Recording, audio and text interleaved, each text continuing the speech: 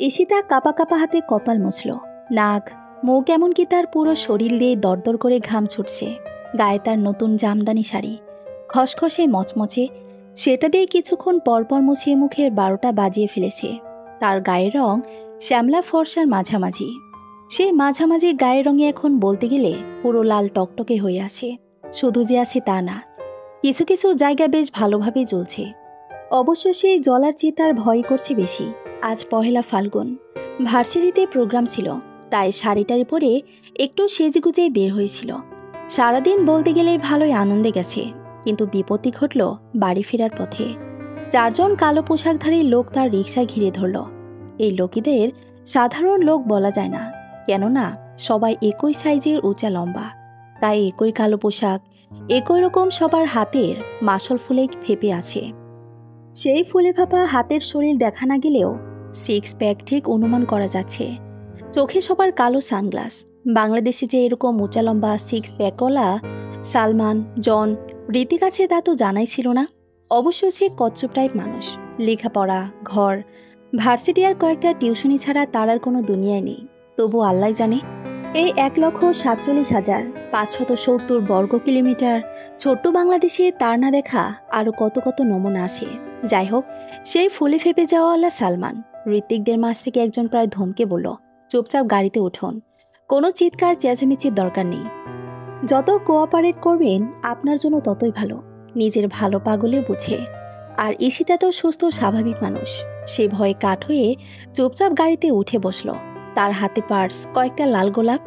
গোলাপগুলো দিল তার বন্ধু রাফি। শুধু যে তাকে তা না, সব বন্ধুদেরই দিল। আহারে, সবাই মিলে কত মজা করল। ভেবেছিল স্মৃতি হিসেবে ডায়েরিতে রাখবে, সে আশায় ধুলোবালি। জীবনে এখন যায় যায়, আবার কোথাকার গোলাপ, কোথাকার সাইড ডায়েরি। সে পার্স, ফুল আর এক মন দুঃখ বুকে চেপে গাড়িতে উঠে বসল। না উঠে উপায় কি? কখনো পড়েছে এমন মানকার চিপায়? সাধারণ ডাল ভাতের জীবন তার। এই ডাল ভাতের জীবনে এমন ঘূর্ণিঝড় কোথা থেকে এলো তার মাথায় তো আসছে না। আর আসছে না বলেই বুকের ভেতর তার ঘড়ির ঘন্টার মতন ঢং ঢং করতে লাগলো। একে তো সাথে এতগুলো কালো সার, তার মধ্যে কালো গাড়ি, ভেতরে নিয়ে গলা কেটে ফেলেও কারো বোঝার সাধ্য নেই। আল্লাহ, কোন দুঃখে সে আজ বের হয়েছিল। ভাইয়া দেখে নিষেধ করলো, দিনকাল ভালো না। যত আকাম কুকাম এইসব ফালতু দিনগুলোতেই বেশি হয়। সে শুনলে তো বন্ধুরা জোর করলো, আছে আর বছর 2 কখনো যায় না। ভাবলো এবার যাওয়া যাক। কেন রাজি হয়েছিল?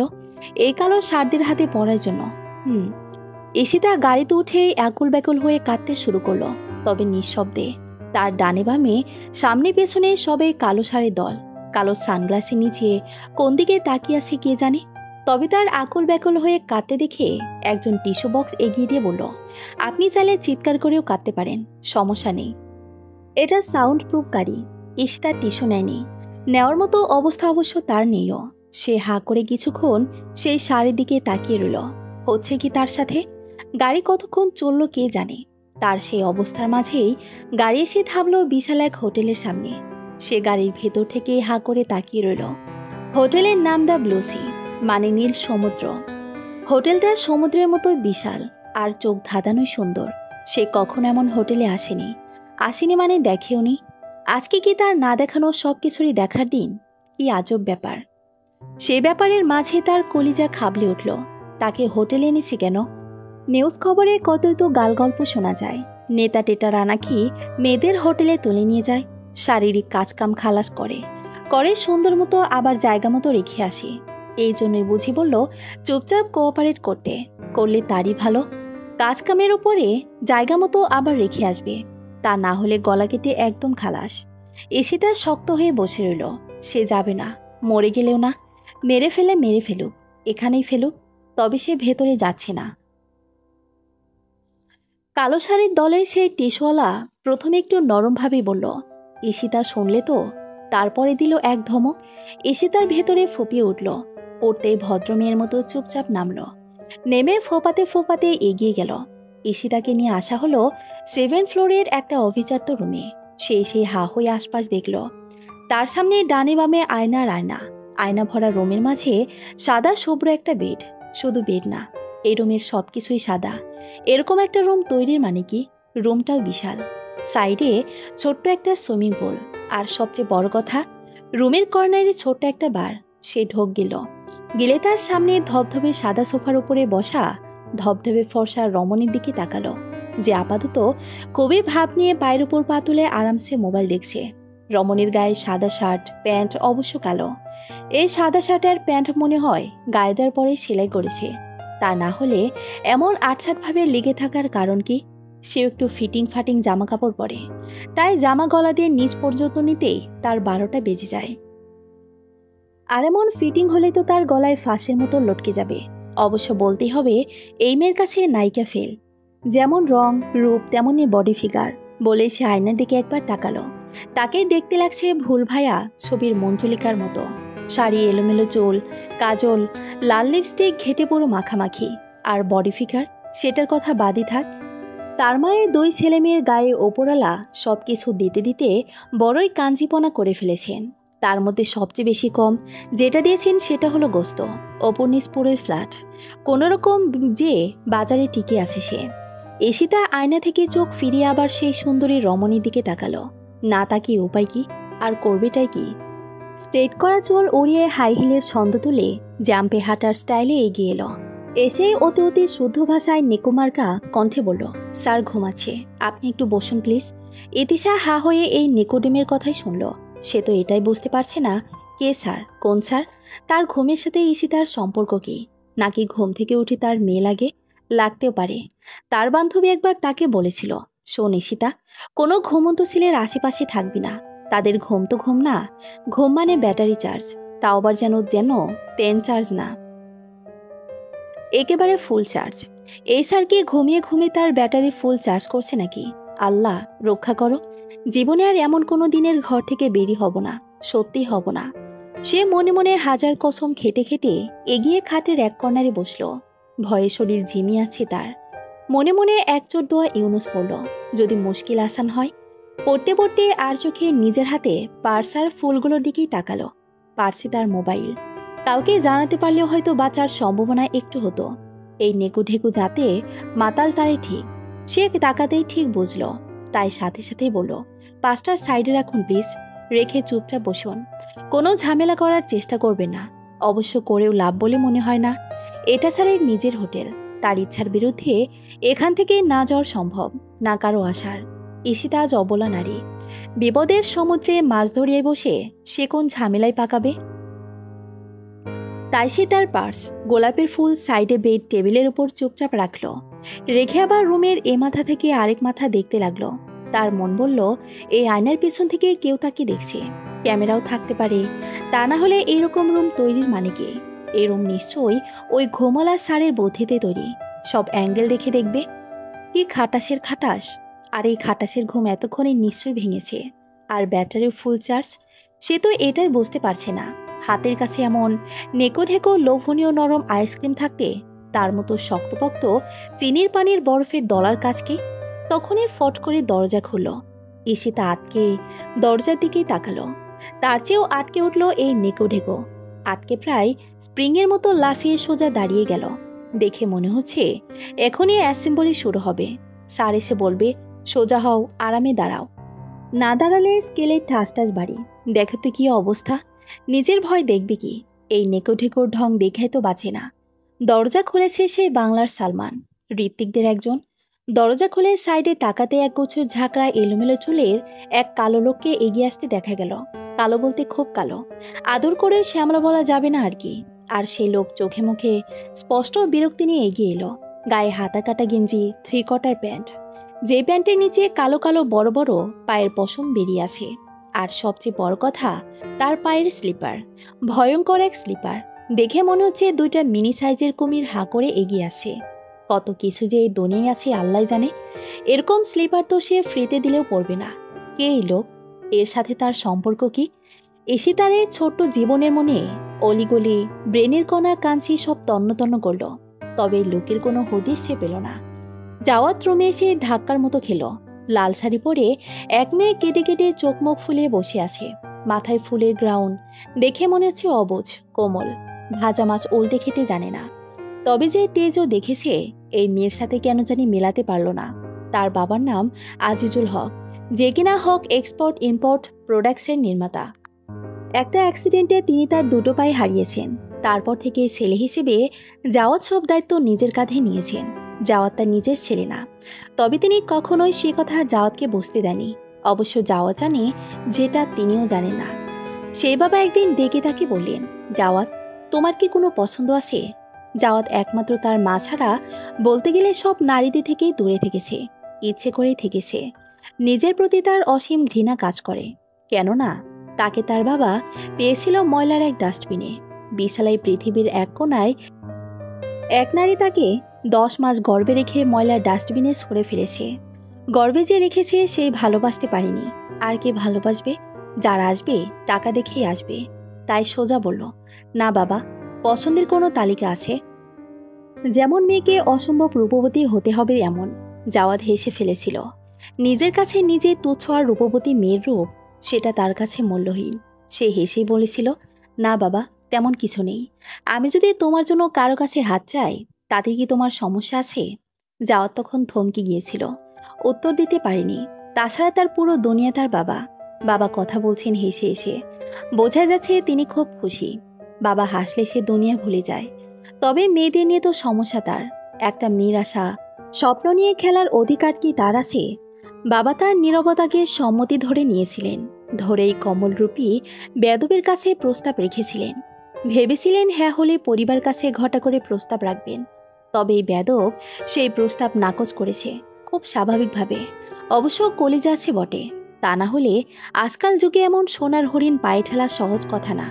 এই বেদবের নাকচে বাবা কিছুটা উদাস হয়েছিলেন। সেসব সহ্য করতে পারে, তবে বাবা সামান্য কষ্ট সহ্য করতে পারে না। তাই নিজের সব সমস্যা সাইডে রেখে ভাবল, মেয়েটার সাথে কথা বলা যাক। যদি তার সমস্যাটা বুঝে ডিসিশনটা নিয়ে আরেকবার ভাবে। মাই গড, সমস্যা বুঝবে দূরের কথা, তাকে প্রায় ধমকে বলে, মেয়েদের খুব একটা ভালো পান না। এতদিন তাদের থেকে নিজেকে রেখেছেন সরিয়ে।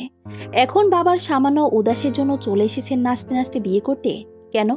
মেয়েদের হাতের মনে হয় ইচ্ছে হলো খেলাম, না হলে সরে ফেললাম। আসলে সেরকম কিছুই না। তো কিরকম? একটা মেয়েকে বিয়ে করবে, তাও আবার বাবার জন্য। বাবার জন্যই বিয়ে করবেন, তাহলে বাবাকেই করান না, নিজে করছেন কেন? আব্বার হাম্বা। এরকম হাম্বাদের সেচে দাঁত ফেলে দেওয়া উচিত। বেয়াদ্দবের বেদব আবার এসেছে ঢং করতে। আসলে সেরকম কিছু না। সে কিছুক্ষণের জন্য কথা বলার ভাষা হারিয়ে ফেলেছিল। তার 29 বছর জীবনে এমন ভাষায় কেউ কথা বলেছে বলে মনেই পড়ে না। সে দাঁতে দাঁত চেপে বলেছিল, এভাবে কথা বলছেন কেন?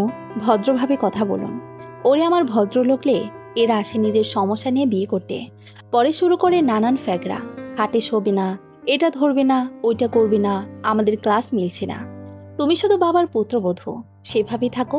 আর আমার রাস্তার মেপে মেপে পেটের ভাব যাও করব। কেন রে? কোনো ঠেকা আমার যে বাপ বেটার মনোরঞ্জনের জন্য বিয়ে করে বসে থাকবো?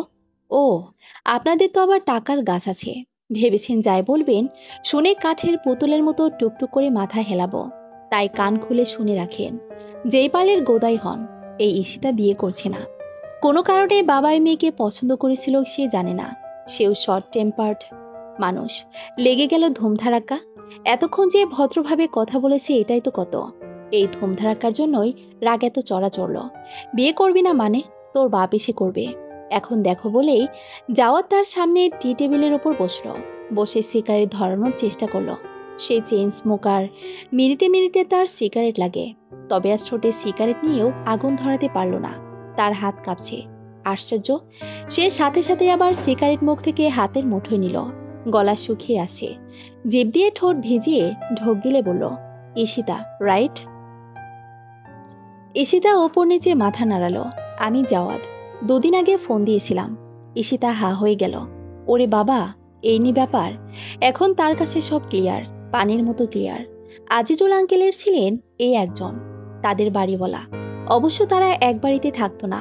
আঙ্কেলদের বেশ কয়েকটা বাড়ির মধ্যে একটাতে তারাই থাকতো। বলতে গেলে অনেকটা সময় ছিল। ম্যানেজার ছিল, তবুও অনেকদিন থাকার সুবাদে আজিজুল আঙ্কেলের সাথে বাবার কিছুটা সখ্যাত ছিল। বাবার ব্যবসায় লস করলেন। সেই লস থেকে উঠতে ব্যাংক থেকে লোন নিলেন।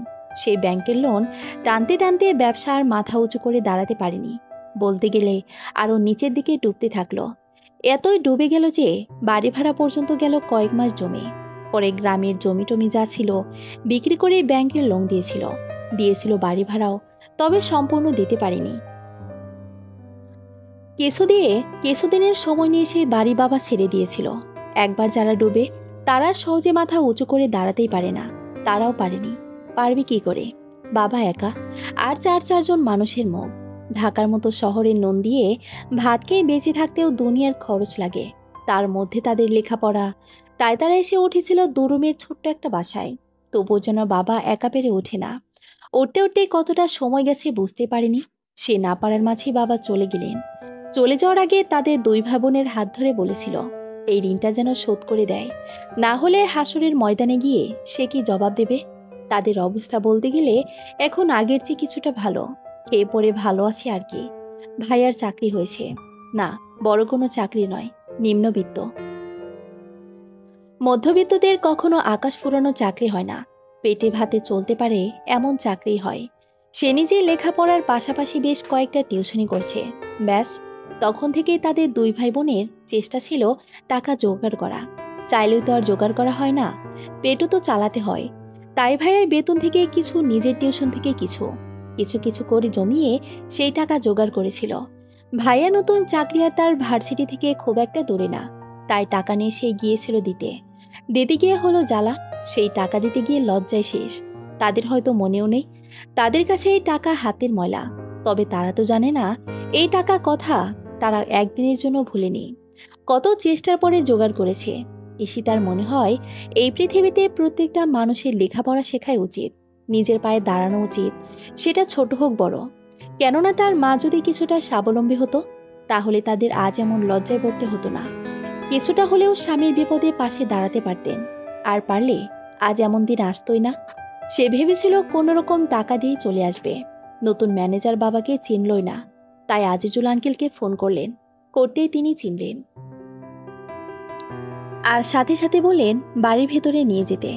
বাবার সাথে তার কতটুকু পরিচয় ছিল ঈশিতা জানে না, জানার কথাও না। তখন সে ছোট, কখনো বাড়িওয়ালাকে দেখেওনি, তাই সে গেল খুব সংকোচ নিয়ে গেলেও তার খুব খারাপ লাগলো। কেননা যতই হুইল চেয়ার থাক, একটা মানুষ এভাবে একা একা জীবন পার করছে, তার ভাবতেই খারাপ লাগলো। তার মধ্যে সুখ দুঃখ বলার জন্য অর্ধাঙ্গিনীও নেই। তার সংকোচ, তার খারাপ লাগা এই মানুষটার সুন্দর আদর মাখা ব্যবহারে কোথায় যে গায়েব হয়ে গেল ঈশিতা বুঝতেই পারল না। তাই নিজেও খুব আগ্রহ নিয়ে অনেকক্ষণ আড্ডা দিল। তিনি কিছুতেই দুপুরে খাবার না খেয়ে আসতে দেবেন না, তাই তারা একসাথেই লাঞ্চ করলো। সবসময় টাচে থাকার জন্য তাদের বন্ধুদের মজমাস্তি গ্রুপে অ্যাডও করে ফেলল। তারপরে কত মজা। তিনি খুবই মজাদার মানুষ, সম্পর্কটা হয়ে গেল ঠিক বন্ধুর মতো। তবে বয়স্ক মানুষদের সমস্যা একটাই, তারা আঁকড়ে ধরতে চায়। ঈশিতা কি চাইল? তবে ঈশিতা বাস্তবতা জানে, তাদের সাথে এই সম্পর্ক কখনোই যায় না। এগুলো প্রথম ভালো গেলেও একসময় দেখা যায় কিছুই ম্যাচ হচ্ছে না। কেননা সে চাইলেও তাদের মধ্যবিত্ত ফ্যামিলির মানসিকতা থেকে বের হতে পারবে না, আর না পারবে তারা তাদের উচ্চবিত্ত চিন্তা ভাবনা থেকে। প্রথম সব ভালো লাগলেও পরে শুরু হয় ভেদাভেদ, অশান্তি। কেননা এই দুনিয়ায় সব হতে হয় সমানে সমান, বেমানাল হলেই ভোগান্তি। ঈশিতার এক জীবন গেছে অনেক ভোগান্তিতে ভরা, বাকি জীবনে তার তেমন কিছু চাওয়ার নেই। তবে সে মায়ের মতো কখনো কারো ঘাড়ে বোঝা হবে না। হয়তো তার মায়ের সময় ঠিক সেই পরিস্থিতিই ছিল না, কিন্তু তাদের তো আছে। তাই যতটুকু পারে ততটুকু দিয়েই যেন সব সময় পরিবারের পাশেই থাকতে পারে। তাই তার বিশাল এক স্বপ্ন আছে, ভালো সিজিপি পাওয়ার স্বপ্ন, পোস্ট গ্র্যাজুয়েশনের স্বপ্ন। অবশ্য সে জানে এই স্বপ্ন কখনো পূরণ হওয়ার নয়, কেননা তাদের কোনো ব্যাংক ব্যালেন্স নেই। তবু ঈশিতার স্বপ্ন দেখে। স্বপ্ন দেখতে তো ব্যাংক ব্যালেন্স লাগে না। আর এই কোথাকার কোন আব্বার হাম্বা, বাবার একটু মন খারাপে তার শান্তির জীবনে অশান্তি টেনে এনে বসে আছে। তাই এতক্ষণ সে ভয়ডর ছিল, সবই উবে গেল। সে তেরে গিয়ে আঙ্গুল নাচিয়ে বলল, মেয়ে মানুষের সমস্যা এখন তুলেছেন কেন? যতই তেল মারেন লাভ হচ্ছে না। বিয়ে তো আমি আপনাকে করছি না, এখন তো কোনো দিনও না। মেরে ফেলুন। জাওয়াত খুক করে কাশল। এই মেয়েকে বাবার পছন্দ হওয়ার কারণ কি এখন সে বুঝতে পারল। তার মায়া মমতাময়ী মা, যে তাকে গর্বে ধারণা করলেও বুকে আগলে নিয়েছিল। এই পুরো পৃথিবীতে তাকে বিনা স্বার্থে ভালোবাসার চাদরে আগলে রেখেছিল। এই মেয়েটা কিছুটা দেখতে মায়ের মতো, আর সবচেয়ে বড় কথা তার মা এমন চঞ্চল প্রকৃতির ছিল। সেও খো খো করে কেসে দিশার দিকে তাকিয়ে বলল, ওকে বাসায় পৌঁছে দিয়ে এসো। ঈশিতা তো আরো রেগে ফেটে পড়ে বলল, ফাইজলামি নাকি? যখন ইচ্ছা সার গন্ডার দিয়ে তুলে নিয়ে আসবেন, আবার মুখ দেখেই বাসায় পৌঁছে দিবেন? এত সোজা সব কিছু? তাহলে থাকতে চাইছো? থাকতে চাইছি মানে? কোথায় থাকবো? কেন থাকবো? কোন দুঃখে থাকবো? যাও তার উত্তর দিল না। তা না হলে এই মেয়ের সাথে তার হাতাহাতি হতে যেতে পারে। অবশ্য তার প্ল্যান ছিল অন্য কিছু, তাই দিশাকে রেখেছিল। তা না হলে জাওদের সাথে বাদরামি। সে শান্তভাবে দিশাকে বলল, এই মেয়ে যদি আরেকবার আঙ্গুল না চেয়েছে, সাথে সাথে মুচড়ে ধরবে। যেন তেন ভাবে না, আঙ্গুল দিয়ে ঘি তোলা যায় ঠিক তেমন। দিশা অবাক হয়ে বলল, জি স্যার, যা শুনেছ তাই স্যার। যদি করতে পারো প্রমোশন পাক্কা। যখন মুচড়ে ধরবে তখনই সাথে সাথেই পাক্কা। নেকো ঢেকো ঈশিতার দিকে তাকালো। ঈশিতার সাথে সাথে আঙ্গুল মুঠো করে দুহাত বুকে বেঁধে ফেলল। ইজ্জত বেঁচেছে এখন আঙ্গুল নিয়ে টানাটানি। হচ্ছেটা কি তার সাথে? সব মাথার উপর দিয়ে যাচ্ছে। ঘটা করে তুলে এনে আবার ঘটা করে পৌঁছে দিচ্ছে। কাহিনীটা আসলে কি? ঈশিতা বাসায় ফিরে পায় আজিজুল হককে বলল, আঙ্গুলের কথা বলল। নেকো ডেকো হলেও মনের দিক থেকে ভালো। লোভ নেই বাবা। তা নাহলে আজকে মনে হয় আঙ্গুল আর একটাও সোজা থাকতো না। সুন্দর মতো বাসায় পৌঁছে দিয়ে গেছে। আজিজুল হক অবাক হয়ে শুনলেন, তার ছেলে এমন কাজ করেছে? বিশ্বাস করতে খুবই কষ্ট হলো। ঈশিতা অবশ্য এত কষ্টে টষ্টের ধারের কাছে গেল না। কেন যাবে? কাউকে তুলে নেওয়া ছোট কথা নাকি? তাই সোজা বলল, এর যদি বিচার না করেন আঙ্কেল, আপনার সাথে ফ্রেন্ডশিপ শেষ। একজনের অন্যায়ের শাস্তি তো আরেকজনকে দেওয়া ঠিক না। পুত্রটা কার? যার, তাকেই দেওয়া যায়। গাছের বড়ই যদি টক হয়, বড়ই ফেলে তো লাভ নেই, ফেলতে হবে গাছ। আর তাছাড়া এই খিচুড়ির মূল হোতা তো আপনি। তাই শাস্তির ভাগও আপনার। আর আমি এটা বুঝি না, হাতের কাছে এমন রসগোল্লা রেখে আমাকে প্রস্তাব দিয়েছেন কেন? কোন রসগোল্লা? দিশা রসগোল্লা। আপনাদের সাথে তো এমন রসগোল্লায় যায়। আমার মাথা খাচ্ছেন কেন? আজিজুল হক হাসলেন, হেসে বললেন, আমার ছেলের জন্য হয়তো রসগোল্লা চায় না, তাই। না চাইলে নেই। যাদের মাথা তাদের ব্যথা, এতে আমার মাথার কাজ কি? আমার ব্যথা তো আমি বিচার চাই। যদি না করেন, শেষ, একদম শেষ, বলে রাখলাম। আজিজুল হক চোখে মুখে হতাশের চিহ্ন নিয়ে বসে রইলেন। তিনি তার আদরের পুত্রের কি বিচার করবেন ভেবে পেলেন না। তাছাড়া তুলে নিল কেন? নিয়েছে। বলদের বাচ্চা বিয়ে টিয়ে করে ফেলতি, তা না, আবার ছেড়েও দিয়েছে। অযথা বদনাম ঘাড়ি নিয়ে লাভ আছে। এখন সে করবেটা কি? ঈশিতা এত কিছু বুঝলে তো? তার হুমকি ধামকি এক চোটে বলল। সেই জলা ঈশিতার ভাইও বসে বসে দেখে হাই তুলে বলল, লক্ষণ ভালো না। ঈশিতা ভ্রু কুঁচকে বলল, কিসের লক্ষণ? তুলে নিয়ে সসম্মানে বাড়িতে পৌঁছে দেওয়া। তো কি হয়েছে? ঈশিতার বড় ভাই উত্তর দিল না। জীবনে বড় বড় মোড়গুলো ঝট করেই ঘুরে, ম্যাজিকের মতো।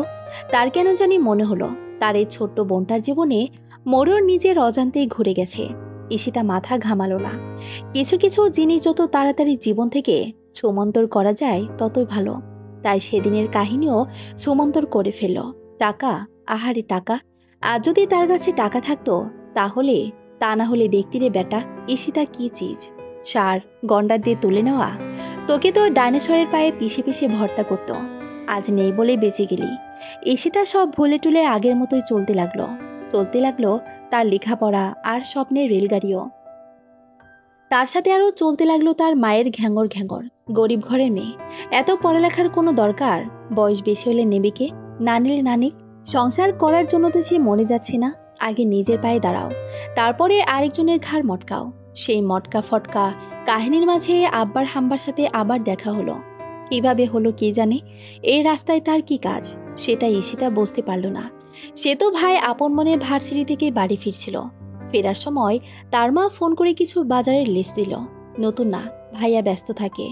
মাসিক বাজার ছাড়া বাকি টুকটাক মা তাকে দিয়ে করায়। সেদিনও করে দুহাতে বাজার নিয়ে ফিরছিল। পেছন থেকে বিকট শব্দ দিল এক হর্ন। তা তো আত্মা উড়ে যাওয়ার জোগাড়। বাজার দিল ঠাস করে ছেড়ে। ডিম ছিল শেষ। ডালের ব্যাগ ছিঁড়ে রাস্তায় ছড়িয়ে গেল। সে আগুন চোখে তাকালো। তার আগুনের ধারে গাড়ির নিজ গতিতে পাশ দিয়ে গেল। গাড়ির গ্লাস নামানো। হাম্বাকে ঠিক দেখল সে আছে আগের মতোই। কাপড় চোপড়ের ভালো কোনো বালাই নেই। মাথার কাওয়ার বাসা। তার তো এটাই মাথায় আসে না, টাকা পয়সা করে কি? দেখা যায় গরু ছাগলের মতো। গল্প উপন্যাসে দেখে বাবারে বাবা, বিজনেসম্যানদের ভাবি আলাদা, তারা বাথরুমে যাও স্যুট বুট পরে, আর এদিকে রিয়েলিটি দেখো, মনে হচ্ছে হাই ভোল্টেজের গাঞ্জাখোর। সের আগে গজগজ করতে করতেই বাজার গোছালো, 600 টাকার বাজার, তার মধ্যে ডিম আর ডাল শেষ। এই টাকাওয়ালা লোকদের কপালে লাথি, রাস্তার সাইডের মানুষদের এরা মানুষই মনে করে না। হাহ। আরেকদিন দেখা হলো রাতে, তার এক বন্ধুর বিয়ে। ঢাকার সব অনুষ্ঠান হয় রাতে, ফিরতে ফিরতে তাই কিছুটা রাত হলো। রিকশায় উঠবে তখনই সাইড দিয়ে সা করে এক গাড়ি গেল। প্রথমে সে বুঝিনি, খেয়াল করতে দেখলো আরে এটা তো হাম্বার গাড়ি। হাম্বার গাড়ি হোক আর টাম্বার, তার সমস্যা নেই। তবে বিকেল হয়েছে, বৃষ্টি, রাস্তায় দুনিয়ার পানি কাদা, তাকে পুরো মাখিয়ে দিয়ে গেল। সে তো হতভম্ব হয়ে গাড়ির দিকে তাকিয়ে রইল। এগুলো কোইন্সিডেন্স নাকি ইচ্ছাকৃত তার মাথায় আসছে না। তবে যাই হোক, তার সাথে পুরো সুস্থ স্বাভাবিকভাবে দেখা হলো অনেকটা দিন পরে। তখন সে সবেমাত্র ফাইনাল ইয়ারে। আঙ্কেলের অসুস্থের খবর শুনল। যতই উপরে রাগটাক দেখাত, এই মানুষটার সাথে অদৃশ্য এক বাঁধনে সে আটকে গেছে। শুনতেই দৌড়ে গেল আঙ্কেলকে দেখে বের হবে। তখন দেখল গেটের সামনে সে হাম্বা দাঁড়িয়ে, হাতে সিগারেট। তবে ঠোঁটে রাখছে না কেন কে জানে, এমন ভাব খুব চেষ্টায় আছে।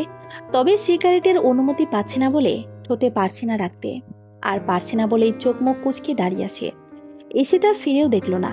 সে মুখ বাঁকিয়ে বেরোতে যাবে, দারোয়ান গেটই খোলো না। সে বিরক্ত মুখে বলল, কি সমস্যা? দারোয়ান উত্তর দিল না। তবে একবার সে হাম্বার দিকে তাকালো। ঈশিতা ঠিক বুঝল হাম্বা আবার হাম্বাগিরি শুরু করেছে। কোনো বাড়া ভাতে ছাই দিয়েছে আল্লাহ জানে, জীবনকে তেজপাতা করে দিচ্ছে। সে বিরক্ত মুখে এগিয়ে গিয়ে ভ্রু নাচিয়ে আবার বলল, সমস্যা কি? যাওদো তার মতো বলল, কোনো সমস্যা নেই। পায়ে পাড়া দিয়ে দিয়ে ঝামেলা বাঁধানোর চেষ্টা করছেন কেন? বয়স তো কম হলো না। এসব ফাইজলামি বন্ধ করেন, বিয়েটি করে একটু মানুষ হওয়ার চেষ্টা করেন। অন্তত আঙ্কেলের কথা ভেবে না হয় করেন। ওকে? কিসের ওকে? ঈশিতার কথা আর জাওয়াত উত্তর দিল না। তবে দারোয়ানকে গেট খোলার ইশারা দিল।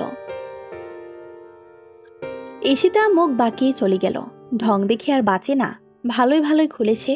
তা না হলে আজকে লোকের খবর ছিল। সবসময় মন শয়তান কি, একবার তুলে নেওয়া আবার আটকে ফেলা।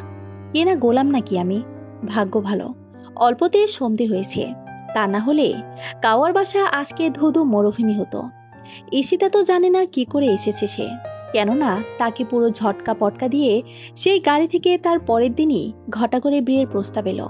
প্রস্তাব নিয়ে এলো স্বয়ং আজিজুল আঙ্কেল, দুনিয়াদারি নিয়ে। তিনি অসুস্থ ছিলেন, সেই অসুস্থ কোথায় গেলেন কে জানে। তাকে দেখে লাগছে কৈশোরের ছেলেপেলেদের মতো উজ্জ্বল। ঈশিতা হা হয়ে গেল। হা হয়ে বলল, আপনি না অসুস্থ? হ্যাঁ মা, তবে খুশিতে অসুস্থতা কিছুটা ভাটা পড়েছে। কিসের খুশি? আমি আপনাকে অনেক আগেই ক্লিয়ার করে নিষেধ করেছিলাম আঙ্কেল। আজিজুল হক হাসলেন, হেসে বললেন, সেটা তো আমাকে করেছিলে। এবার প্রস্তাব আমি রাখিনি সুমনি, শুধু ডাকপিয়ন হয়ে এসেছি। ঈশিতার চোখ মুখ ভ্রুকুচকে তাকিয়ে রইল। তার মা খুশিতে টইটুম্বর, সোনার হরিণ সেধে এসেছে। এর চেয়ে আর খুশি কি হতে পারে? ঈশিতার ভাইও হাসলেন। তার হাসি বলে দিল, বলেছিলাম না লক্ষণ ভালো না। লক্ষণ ভালো হোক খারাপ, ঈশিতা এবার নিষেধ করার সুযোগই পেল না। ঈশিতার ভাই ঈশিতার আশেপাশেও ঘেঁষল না। ঈশিতা অবশ্য কয়েকবার মায়ের আশেপাশে ঘুরঘুর করল।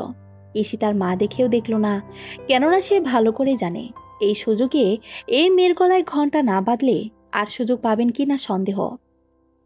যত দিন যাচ্ছে এই মেয়ের মতো তত পেখম হচ্ছে। আর এমন সম্বন্ধ বারবার আসে নাকি? তাই হাত চেপে কোমল স্বরে বললেন, কোনো ঝামেলা করিস না মা, তোর বিয়ে ইচ্ছে না থাক, ভাইয়ের দিকে তাকা। ওর বয়স হচ্ছে না, তোকে কোনো গতি না করেও ও সংসার করবে। ব্যাস। ঈশিতা আটকে গেল। বাবার পরে আছে আর তার কে? তাই বিনা অড়াম্বরেই সেই দিন রাতে তাদের বিয়ে হলো। আজিজুল আঙ্কেল হোক আর তার মা, কেউই সুযোগ ছাড়লেন না। ঈশিতার রাগি দুঃখে চুপচাপ বসে রইল। তার স্বপ্ন, সে জানতো হয়তো তার স্বপ্ন পূরণ হতো না, তবুও বিয়ে তো সে এখন করতে চায়নি। তা আবার এই হাম্বাকে। সবাই আঙ্গুল তুলে বলবে টাকা দেখে গলায় ঝুলে গেছে। এই যে সে তো ভালো ভালো রেজাল্ট করেছে, নিজের পায়ে দাঁড়ানোর কত চেষ্টা করছে। কেউ কি জানে ভার্সিটি থেকে ক্লান্ত শরীরে বসে বসে টিউশনি করতে কেমন লাগে? কেমন লাগে সেই ক্লান্ত শরীর নিয়ে আবার অর্ধেক রাত পর্যন্ত বসে বসে অ্যাসাইনমেন্ট করতে? কেউ জানে না, জানবেও না। সবাই দেখে টাকা, যার টাকা বেশি তার সাইড ভারিও বেশি। তাই সবাই দেখবে গরিব ঘরের মেয়ে টাকা দেখে ঝুলে পড়েছে। টাকা, আহারে টাকা। যার টাকা নেই তার কিছুই নেই। সেদিন রাতে বিয়ে হলেও তাকে নিয়ে যাওয়া হলো না। কেন নিয়ে যাওয়া হলো না ঈশিতা জানে না, জানার ইচ্ছেও নেই। তবে তারা যাওয়ার আগে দুজনকে এক রুমে কিছুক্ষণের জন্য বসানো হলো। ঈশিতা কঠিন মুখে করে বসে রইল। আব্বার হাম্বাও তার মতো বসে রইল। আজকে অবশ্য লাইক কাপড় পরে আছে গায়ে, পাঞ্জাবি পরেছে। ঝাঁকড়া কাওয়ার বাসা আজকে মোটামুটি পরিপাটি। পরিপাটি হলেও স্বভাবে তেমন পরিবর্তন দেখা গেল না। অবশ্য হাতের সিগারেট আজকে ঠোঁটে গেছে। সেই সিগারেটে বসে বসে পরপর 2-3টা খেলো। এই অখাদ্য যে কেউ এত আয়েশ করে খেতে পারে ঈশিতাই লোককে না দেখলে জানতই না। দরজা জানালা বন্ধ, পুরো ঘর সিগারেটের ধোঁয়ায় উড়িয়ে পুড়িয়ে সে নিজের মতোই চলে গেল। সেই যে গেল, নিজে থেকে আর খোঁজ খবর করেনি, ঈশিতাও করেনি। কোনো দরকার? তবে হঠাৎ হঠাৎ কনফিডেন্সের ঝামেলা বন্ধ হলো। যাক বাবা, বিয়ে করে অন্তত একটা ফয়দা হয়েছে। আর তুলে না নিয়ে যাওয়ার কারণটাও জানতে পারল। তারা চাইছে ঈশিতার যতটুকু পড়ার ইচ্ছা পড়ুক, বাকি সবকিছু পরেও করা যাবে। তাদের কোনো তাড়া নেই। ঈশিতার তাতেও কোনো বিকার হয়নি। সে এমনিতেও পড়তো, কারো ঘাড়ের বোঝা সে হবে না। তাদের টাকা আছে, ঈশিতার কি? ঈশিতার থাকবে নিজের টাকা। তাই তার জীবন আগের গতিতেই চলছে। সে ভার্সিটির টিউশনে আগের মতোই করছে। তার জীবনে কেউ কোনো কারণে হস্তক্ষেপ করেনি। তবে আজিজুল আঙ্কেলের সাথে তার মিষ্টি একটা সম্পর্ক ছিল। ঈশিতা সেটার ইতি টেনেছে। অনেক আগেই দরকার ছিল, তা নাহলে আজ এমন দম বন্ধের একটা সম্পর্ক তৈরি হতো না। আজিজুল আঙ্কেল অবশ্য প্রতিদিনই ফোন করছেন, খোঁজ খবর নিচ্ছেন। ঈশিতা শুধু হু হাতে কথা শেষ করছে। কেননা সবার চোখে এই সম্পর্ক সোনার হরিণ হলেও তার কাছে আস্ত এক দম বন্ধের কারণ। তার দম বন্ধ হোক আর যাই হোক, ওপরালের ইচ্ছে অন্য কিছু। তাই তো 1 সেকেন্ডে তার সাজানো গোছানো জীবন তছনছ করে গেল। ভাইয়ার অ্যাক্সিডেন্ট হলো, গুরুতর অ্যাক্সিডেন্ট। ঈশিতার তখন দিশেহারা অবস্থা। মাকে সামলাবে, হসপিটালে দৌড়াবে, নাকি টাকা জোগাড় করবে? 1 সেকেন্ডের ফুসরত নেই, নিঃশ্বাস ফেলার সময় নেই। এই যে তার ভাইয়া আইসিইউতে পড়ে আছে। তার মনে হচ্ছে কেউ ধারালো চাকু দিয়ে ভেতরটাকে কেটে টুকরো টুকরো করছে। সেই ব্যথা বোঝারও সময়টুকুও নেই। তার এই বিপদের সময় সে এসে হাজির হলো। জানতো আসবে, টাকা আছে, টাকা তাদের হাতের ময়লা। তবে যেটা সে আশা করেনি সেটাও এর লোক করলো। এসে সব দায়িত্ব নিজের কাঁধে তুলে নিল। ইচ্ছে করলেই টাকা দিয়ে দায় সার পারত, লোক দিয়ে সব করাতে পারত। তবে সেরকম কিছুই করলো না। এসে তার জায়গায় সুন্দর মতো সে দাঁড়িয়ে গেল। তার ভাগের কাজটুকু সব দৌড়ে নিজেই করলো। মাকে সামলালো। কোনো সামান্য একটা কারণেও কেউ আর ঈশিতাকে বিরক্ত করলো না। ঈশিতা অনেকদিন পরে নিশ্চিন্তে নির্ভাবে চুপচাপ বসে রইল। আঙ্কেল পরম আদরে মাথায় হাত রাখলো। ঈশিতা ঝাপড়ে তার বুকে মাথা রেখে হু করে কেঁদে উঠল, যেমনটা কাঁদত তার বাবার বুকে মাথা রেখে। ভাইয়া কিছুটা সুস্থ হলো সপ্তাহখানেক পরে। মাকে বাসায় রেখেছে, ঈশিতা হসপিটালে আছে। তার সাথে আছে জাওয়াদ। কাজ ব্যতীত বাকি সময়টুকু এখানেই আছে। মেয়েরা আসলেই বোঝা। তা না হলে বসে বসে কাঁদা ছাড়া কি করলো সে? এক ঋণ শোধ করতে করতে অর্ধেক জীবন শেষ। এখন যে হলো সেগুলো শোধ করতে করতে বাকি জীবন শেষ। সে ক্লান্তভাবে বাইরে এসে বসলো। তাকে অবাক করে দিয়ে প্রথমবার জাওয়াদও তার পাশে বসলো। দুনিয়ার চেয়ার খালি, তবে সে বসলো একেবারে ঠিক ঈশিতার পাশের চেয়ারে। গায়ের সাথে গা লাগেনি, তবে জাওয়াদের গায়ের সুবাস ঈশিতাকে ঠিক ছুঁয়ে গেল। ছুতেই ঈশিতা শক্ত হয়ে বসে রইল। জাওয়াদ অবশ্য স্বাভাবিক, নিজের মতো ছেটে গা এলিয়ে বলল, সিগারেট খেতে ইচ্ছে করছে। ঈশিতা শক্তভাবে বলল, ইচ্ছে করলে খান, এখানে তো সম্ভব না, তাই অন্য কোথাও যান। আমাকে শোনানোর কি হলো? বাইরে গেলেও তো ঠোঁটে রাখতে পারি না। কেন? মোমের তৈরি ঠোঁট আপনার, বাইরে গেলে রোদের তাপে গলে যাবে। জাওয়াদ হাসল, তবে আর কিছু বলল না। কিছুক্ষণ দুজনে চুপচাপে বসে রইল। জাওয়াদ কেন রইল ঈশিতা জানে না। তবে ঈশিতা এত এত ঋণের বোঝায় লজ্জায় এতটুকু হয়ে রইল, যেমন হয়েছিল সেই দিন যখন বাড়ি ভাড়ার অনেক দিনের পাওনা টাকা ফেরত দিতে গিয়েছিল।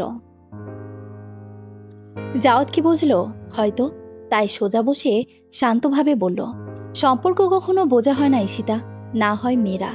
শিক্ষাগত যোগ্যতা থাক আর না থাক, পাশে থাকার ক্ষেত্রে তাদের যোগ্যতাকে টেক্কা দেওয়ার ক্ষমতা কম পুরুষেরই আছে। তাই তোমার মাও যে থাকেনি তা কিন্তু না। শুধু টাকা দিয়ে পাশে দাঁড়ালেই দাঁড়ানো হয় না ঈশিতা। আমি মানছি টাকা দরকার, অবশ্যই দরকার। তবে টাকা যে কেউ দিতে পারে। এই যে আমি যদি না দিতাম, ধরো আমাকে চেনো না, তুমি কি বসে থাকতে? না, যে কোনো উপায়ে ঠিক জোগাড় করে ফেলতে। হয়তো কষ্ট হতো, তবে ঠিক হয়ে যেত। আবার এক সময় শোধও করতে ফেলতে। তবে মনের যে একটা শান্তি, সব বিপদ পাড়ি দেওয়ার শক্ত মনোবলের শক্তি, এটা একমাত্র নিজের মানুষেরাই দিতে পারে। তোমার মাও সেটা দিয়েছিল বলেই তোমার বাবা এত বিপদের মাঝেও টিকে থেকেছে। তোমার ভাইকে দাঁড় করিয়েছে, তোমাকে করিয়েছে। আমার বাবাকে দেখো, সব হারিয়েও দিব্যি বেঁচে আছে। তার যে অ্যাক্সিডেন্টে হয়েছিল, সেই অ্যাক্সিডেন্টে সে তার সবচেয়ে প্রিয় মানুষটিকে হারিয়েছে, নিজের পায়ে দাঁড়ানোর ক্ষমতা হারিয়েছে। তবুও ভালো আছে। কেন জানো? কারণ তার ভালো থাকার শক্তি তার সন্তান আছে। টাকার প্রয়োজন কম থাক বেশি, সেটা এক উপায়ে না এক উপায়ে মেটানোই যায়। তবে ভালোবাসার প্রয়োজন, তুমি হাজার চেষ্টা করলেও মেটাতে পারবে না। সেটার জন্য ভালোবাসা দরকার, ভালোবাসার মানুষদের দরকার। টাকা দিয়ে সাহায্য করেছে বলে লজ্জায় ভেঙে চুরে যাচ্ছ। অথচ আমি এমন এক জায়গায় বড় হয়েছি, সেখানে আমার কোনো অস্তিত্ব নেই, আমার নিজের বলে কিছুই নেই। তাহলে চিন্তা করো, আমি বেঁচে আছি কি করে? ঈশিতা ঝট করে চোখ তুলে তাকালো। যাওয়া সেই চোখে চোখ রেখেই আবার বলল, আমার কিছু নেই ঈশিতা, আছে শুধু মায়ার এক বাঁধন, আমার বাবা। এ বাঁধনের কাছে সব টাকা নসি। এই পৃথিবীতে সবার কাছে টাকা নেই ঈশিতা, তাই সাহায্য নিলে কেউ ছোট হয় না। অথচ তুমি টাকার হিসেব ছাড়া আর কোনো হিসেবই বোঝো না। তোমার ধারণা টাকা আছে দিয়েছ, এই আর কি। তবে টাকা থাকলে কি সবাই দেয়? না, দেয় না। দেওয়ার জন্য মন থাকতে হয়, মনের টান থাকতে হয়। আর মনের টান আসে সম্পর্কে, সম্পর্কের জন্যই দুনিয়া হয়। তোমার মা টাকা দিয়ে বাবার পাশে দাঁড়ায়নি, তবে মনের পাশে ঠিক দাঁড়িয়েছে। এই দাঁড়ানোর জন্য দুনিয়ার কোনো কিছুই প্রয়োজন নেই, কোনো টাকার প্রয়োজন নেই। তোমার ধারণা লেখাপড়া শিখে বড় চাকরি করে টাকা দিয়ে পাশে দাঁড়ানোই দাঁড়ানো। আজ টাকা আমি দিয়েছি তাই তুমি বোঝা, ভাইয়ের পাশে দাঁড়াতে পারোনি। তবে এই যে দিনরাত এক করে ভাইয়ের পাশে আছো, সেবা করছো, ভাইকে সাহস দিচ্ছ, সব ঠিক হওয়ার আশ্বাস দিচ্ছ, মাকে আগলে রাখছো। এটাও পাশে দাঁড়ানো, মনের পাশে দাঁড়ানো। এই দাঁড়ানো কখনো টাকা দিয়ে কেনা যায় না। আমি জানি আমার সব টাকা তুমি শোধ করে দেবে, যে তেজ তোমার। তবে এই যে বিপদে মনের পাশে দাঁড়ালাম, আমার বাবা স্নেহের পাশে দাঁড়ালো, এগুলো শোধ দিয়ে কি করবেন হাম্বাওয়ালি? ঈশিতা যেমন ঝট করে চোখ তুলে তাকিয়েছিল, আবার ঝট করে চোখ ফিরিয়ে নিল। তার চোখ লাল, যে কোনো সময় বৃষ্টি ঝরে পড়বে। ঈশিতা নিলেও যাওয়ার চোখ ফেরালো না। ঈশিতা কান্না ফেরাতে গিয়ে মুখ নাক লাল হচ্ছে। যাওয়াদের দেখতে ভালো লাগছে, তাই সে আগের মতোই চোখ রেখে বলল, টাকা যদি শোধ হয়, আমার বাকি সব কিছুরই প্রতিশোধ চাই। দেখতে যেমন তেমন যাই হই, হিসেবে আমি খুব পাক্কা। ঈশিতার দৃষ্টি নিচের দিকে তাকিয়ে বলল, আমাকে বিয়ে করেছেন কেন? যাওয়াত আবার আয়েশ করে বসলো, মুখ ফিরিয়ে দৃষ্টি রাখলো সামনে রেখে বললেও, তা তো জানি না। আমার মা চলে যাওয়ার পরে আমি আমার বাবা শূন্য হয়েছিলাম, সব কিছুতেই শূন্য। টাকা সেই শূন্যতা পূরণ করতে পারিনি ঈশিতা। কিন্তু সেই দিন হোটেলে যখন লাল শাড়িতে তোমাকে দেখলাম, কেন জানি মনে হলো আমাদের এই শূন্যতাগুলো হাওয়ায় মিশে যাচ্ছে। কেন? কারণ তুমি কিছুটা দেখতে আমার মায়ের মতো, শুধু যে দেখতে তা না, স্বভাবেও। তাই বুঝি সসম্মানে বাড়ি পৌঁছে দিয়েছিলেন? হ্যাঁ, যদি দেখতে না হতাম। জাওয়াদ হাসছেন কেন? কারণ ঘুরে ফিরে আমাদের জীবনের অঙ্কের সমাধান একই হতো। কেন? কারণ আমরা যত যাই করি, কিছু কিছু জিনিস ওপরে যে আছেন তিনি তৈরি করেন, সেগুলোর খণ্ডানোর সাধ্য কারণে। তা না হয় বুঝলাম, তো গাড়িতে এমন জ্বালিয়ে মেরেছেন কেন? আমার প্রিয় সিগারেট বিরক্ত লাগছিল। যখনই ঠোঁটে রাখি হাত কাঁপে, গলা শুকিয়ে আছে, বুকে অন্যরকম যন্ত্রণা। তাই এই যন্ত্রণার সৃষ্টি করে দিব্যি আরামে আছো। তোমার আরাম আমার সহ্য হচ্ছিল না। উল্টো আমি ভাবলাম প্রেমে টেমে পড়ে গেছেন কিনা। জাওয়াদ উত্তর দিল না, কিছুক্ষণ সেইভাবে নিশ্চুপ বসে রইল। তারপর বলল, তোমার তো ধারণা সম্পর্ক হতে হয় সমানে সমান। সেই সমানে সমান হিসেব করলে আমি তোমার চেয়ে অনেক নিচুতে ঈশিতা। আমার রক্তের কোনো পরিচয় নেই, তাই প্রেমে পড়ার মতো বোকামি কি করে করি বলো তো? প্রেমে পড়ার বোকামি করেনি, বিয়ে তো ঠিকই করে ফেলেছেন। যাওয়ার ঠোঁট টিপে হাসল, এসে বলল, সেটা বাবার জন্য। বাবার আবার এই পুত্রবোধই চাই আপনার মায়ের মতো বলে। না, তার ধারণা তার পুত্রের জন্য এই মেয়ে ছাড়া অন্য কোনো মেয়ে ঠিক হবে না। এই মেয়ে সব জেনে বুঝে তার ছেলেকে আগলে রাখবে, যেমন ধরেছিল আমার মা। বাকি সবাই আসবে টাকা দেখে, আর এই মেয়ের টাকায় জাতছত্র। টাকাকে সে দিনে রাতে হাজারবার শাসায়, হাজারবার ইচ্ছে মতো ছেঁচে ভর্তা বানায়। ঈশিতাও হেসে ফেল। এই বাবা পুত্র আস্ত এক তিজ, সাদে বলে আব্বার হাম্বা। সে হেসেই বলল, বাবার জন্য বিয়ে করেছেন, সেই দুঃখে বুঝি নতুন বউ বাড়িঘর উড়িয়ে পুড়িয়ে ইচ্ছে মতো সিগারেট খেলেন। চেইন স্মোকার আমি, মিনিটে মিনিটে সিগারেট লাগে আমার। সেই মানুষ সিগারেট খেতে পারছে না, যন্ত্রণা বুঝো।